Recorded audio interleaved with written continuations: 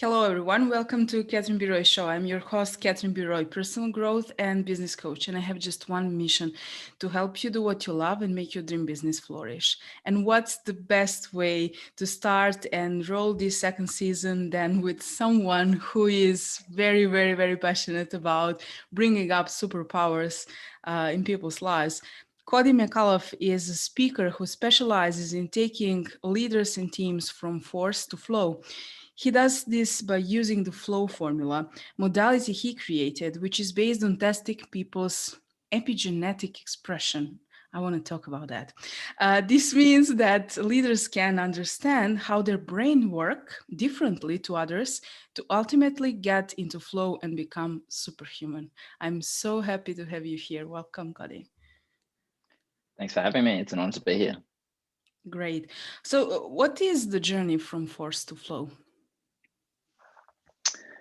What we notice is most people, most leaders are consistently doing whatever it takes to be able to get the results, often at the cost of their health, often at the cost of their relationships, often at the cost of all of the things that are often most important to them. So when we're looking at creating this journey from force to flow, it's really creating this deep sense of um, alignment to what people are here to be able to create fulfillment in every area of their life. So when we look at the context of creating this superhuman society that I'm committed to creating, it's really about allowing people to live from their unique innate gifts so that they can have their foundational needs met and come from their highest needs of growth and contribution to ultimately live this deep life of fulfillment, which is ultimately what it's all about. And the inverse of that is that forcing of where people are just in this scarcity mindset. They're doing all of the things just to get their foundational needs met, just to survive, and all of these different things. When we can have all of that sorted, then we can come from those higher needs of growth and contribution. And what that really does for us is it allows us to grow and then contribute, and then grow and contribute, and then it becomes this self-perpetuating experience of this infinite flow of energy, which just expands things ongoingly. And when we can come from those higher needs of growth and contribution, it creates that deeper sense of flow. And when you've been in that experience of flow, it really allows you to just have this perpetuating experience where you lose track of time, where you lose track of your ego self, the narration of things that's going on in your mind, and you just become in that deep sense of presence and aliveness in the experience. And that's what I'm committed to creating for as many people as possible. I love it. And I'm truly intrigued with your work. So please tell us a little bit more. What is the epigenetic expression? Yeah. So our epigenetic expression is really just how our genes are expressing themselves. So Mhm. everyone has different DNA, everyone has different genes. And when we have that understanding, we can understand that every single person is an individual. Every single person also has a role within the whole of humanity. We all have specific, unique gifts that we get to bring to the world, that we can actually learn what they are and start to channel those into what we're actually creating. So our epigenetic expression is just how we're expressing our biology. Mhm. There are a couple of things with that. When we look at how our genes express themselves, we have on off switches, or we have dimmer switches as well. So our choices determine whether they're turned on or off, or if they're turned up or down. Mhm. So when we understand that, based on all of the biology, based on all the neuroscience of all those different components, all the different science behind it, it just means that it becomes a proven, predictable system to go, okay, cool, what you need right now is to be more social, and because that's going to create more oxytocin in your system, and then that creates a domino effect of knocking everything else down for you. And this is what we talk about, the domino effect. If you understand what the first domino is based on your biology, and you knock that one over, then all of the others fall over. Mhm. So when we look at that, we can start to determine, okay, cool, what's the most important thing for you that's going to create this cascade of events of everything else falling into place, so that you can gain access to that flow. Because inherently we understand that everyone's an individual, and at the same time we don't really create truly personalized approaches to things.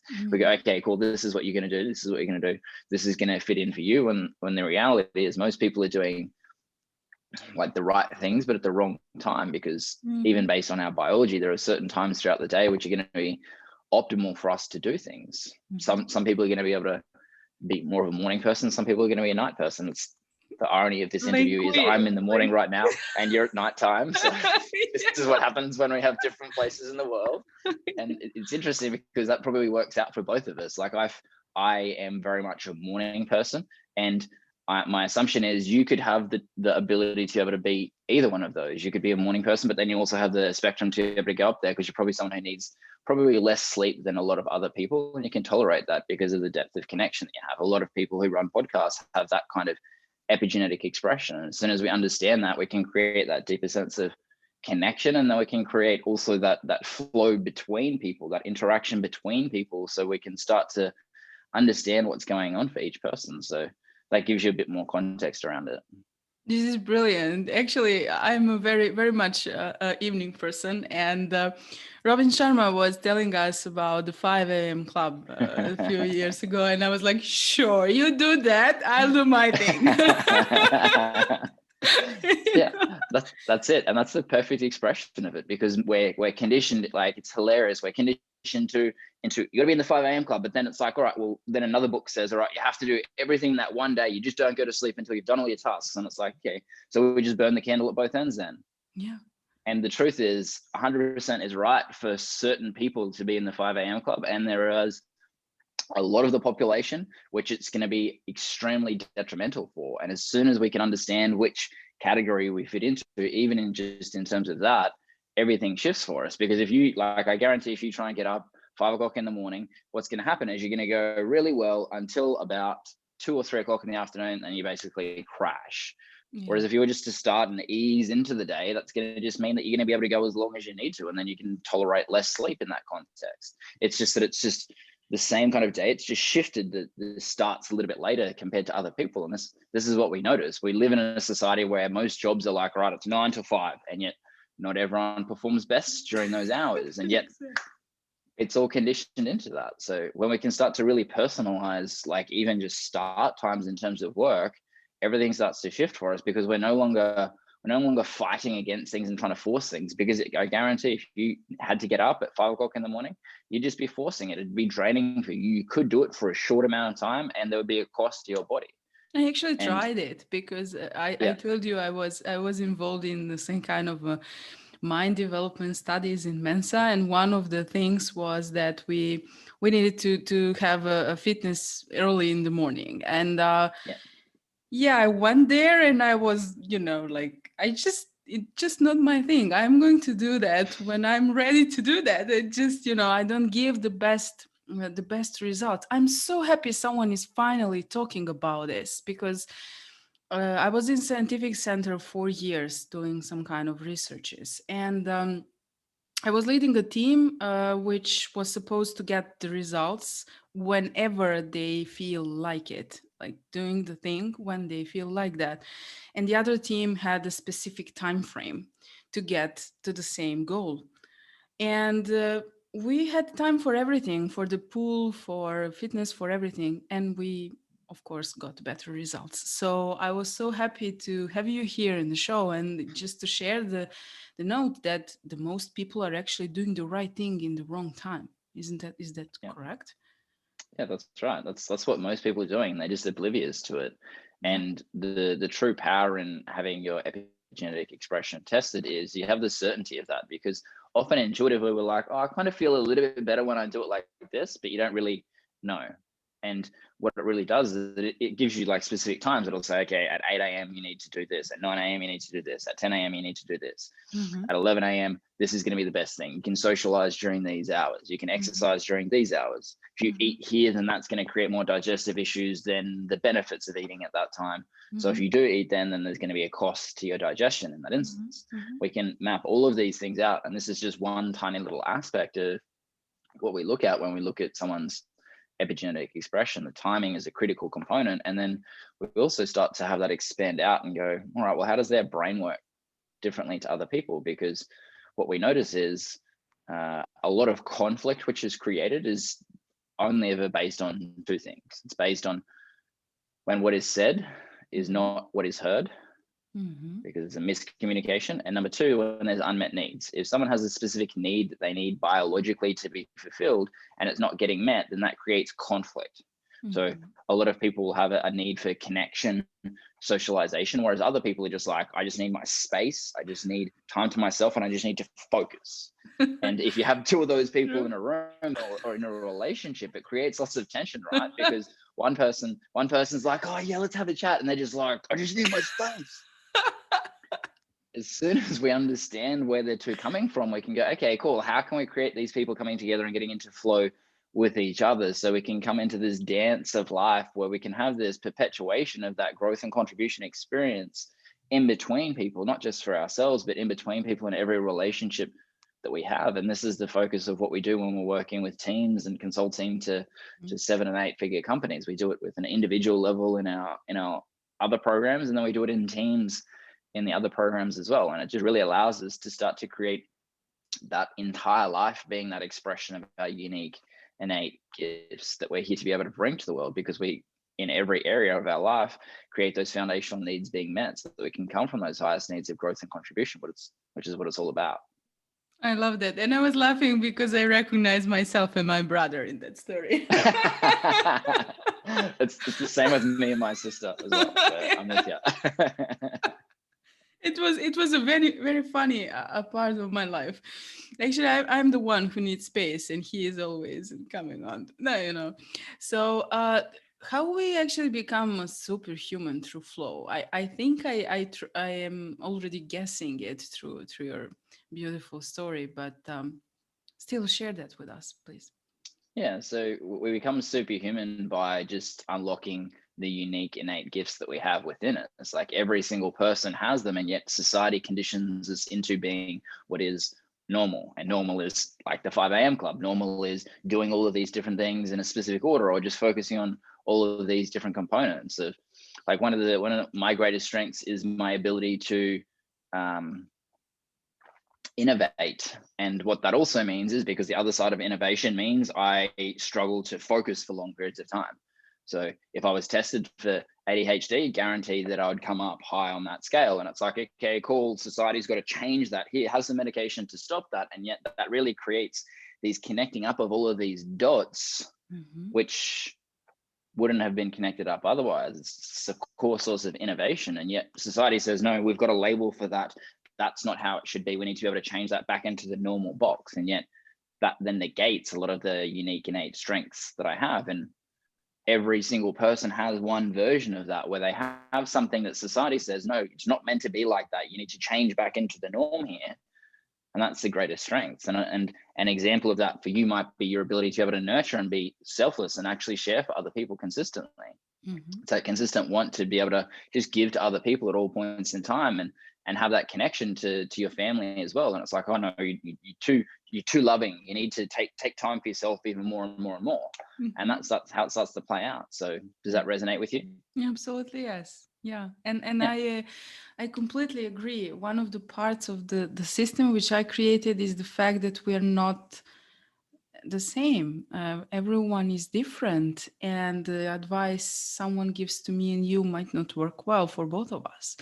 So, but imagine how a world would look like if, most of the people get this and actually, discover the best versions of themselves through these kind of systems and implement what they do the best at the specific time, which works the best for them. We are all superheroes. Just, I think most of the people are just not aware of that. Yeah, 100%. And it's it's just because of the shift in society, where we're coming up to this pivotal point in society where all of the meaningless jobs that are just starting to get phased out by technology, all of the jobs that can basically just be taken over by AI are just starting to get pushed out.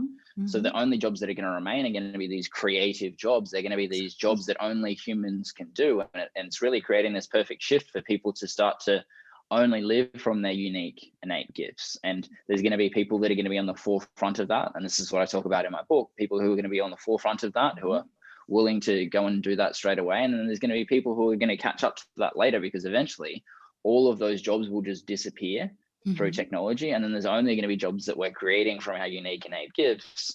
So eventually it's going to have that transition. That's the power of the time that we're in. That's the power of technology that's occurring. And we can be one of the people who are on the forefront of that shift and actually do that now before all of those jobs get phased out through technology.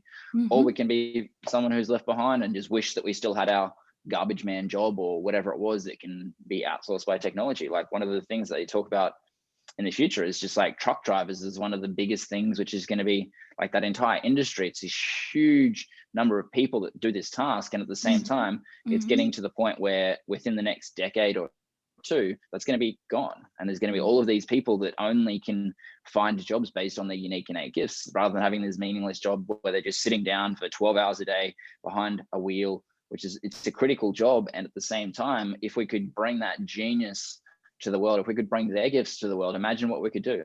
Imagine what we could create as a future society if we had tens, hundreds of thousands of people that were doing all of these things to bring their creative juices to some of the world's biggest problems. Like that's really exciting for me. I love that. It absolutely resonates with me. I actually had an interview with someone who is very close to Hollywood, and she told me that a lot of people lost jobs because movie industry is now just closed off and everything is going like to be digitalized.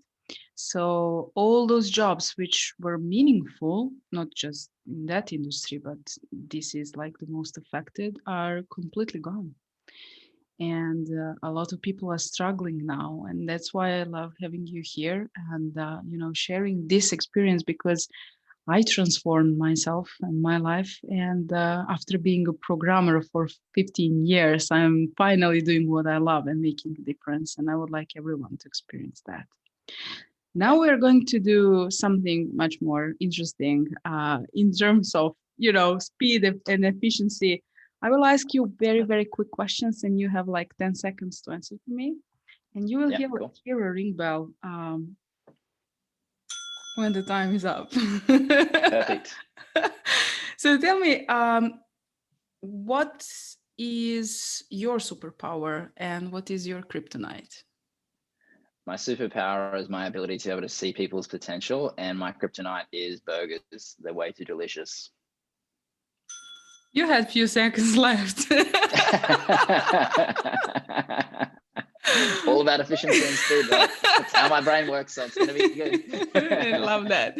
What is the book, for example, which you would recommend to entrepreneurs, coaches, consultants, or anyone who wants to go after the high achievement, for example? 2 books. Number 1, Power versus Force. And number 2 is, I don't know where it is in the bookshelf. So Who Not How by Dan Sullivan. This one's great for your personal development journey, and the other one's great if you're in business, creating the paradigm shift from who to how. Brilliant. And I want to ask you something about your book, but after the third question, which is, do you have a hobby, and what's that? My hobby is ninja warrior training. So I basically just do this swinging thing off all the bars and things and doing flips and stuff like that. Seriously? And that's based on, yeah. That's so it's cool. Based on my epigenetic expression as well, because I love risk and I love challenge, and it brings together the adrenaline and testosterone that I need in my system to actually have this fun experience. So that's why I do it. This is brilliant. Like, this is, I didn't expect it. I didn't know that. Tell me a little bit more about your book. You mentioned it when we talked previously. So where people can find it and so on. They can just follow me on social media at the Cody McAuliffe, and the book is at printing at the moment. So it'll hopefully be on Amazon in the next month or so. So just waiting for that final stage of printing so we can get it and send it to Amazon.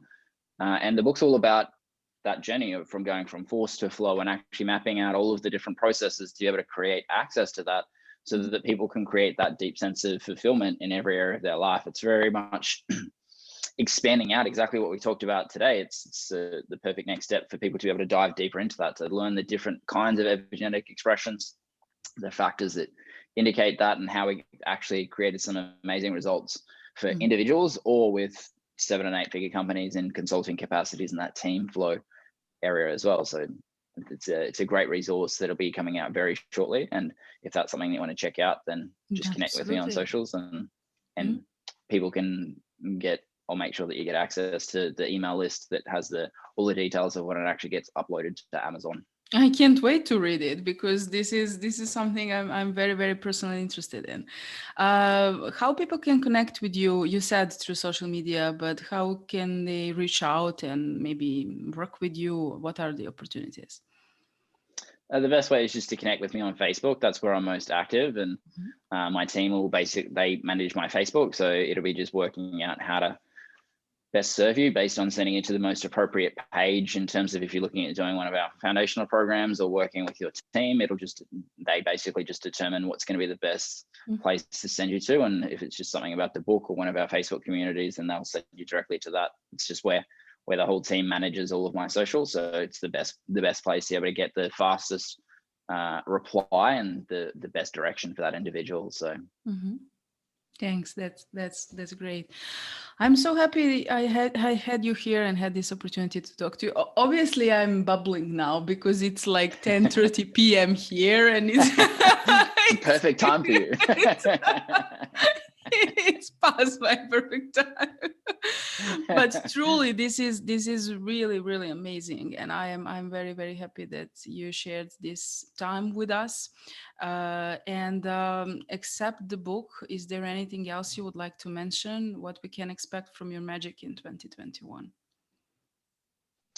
um, the book's going to be the biggest part of it, but there's like lots of different programs that we're just starting to create as well. So it's going to be a big year. We've got a lot of programs which have been amazing in terms of creating massive impacts. Last year was our biggest year ever. We 4x our impact in our business, and this year we're going to be looking at doing the same thing to be able to just impact even more people and create even more people being on this journey to be able to create this superhuman society that I'm committed to creating. So I'm excited to have opportunities like this to be able to share exactly what's going on. I know how much time, energy, and effort that it takes to be able to put on a podcast. I've created 3 podcasts over the years that have been extremely successful, and I know the time, energy, and effort that goes into creating this and nurturing the community and doing everything along with it. So, like, I appreciate the opportunity to be able to share to your audience, and I can tell it's part of your genius to be able to connect with people as well. So it makes me feel excited when I see people that are doing it with that deep sense of passion, and it means that like there's already some alignment with you and creating that superhuman society already. So it's an honor to be here. Thank you so much. Thank you for being my guest. I truly enjoyed, and I hope you did too. Definitely. Thank you. Bye.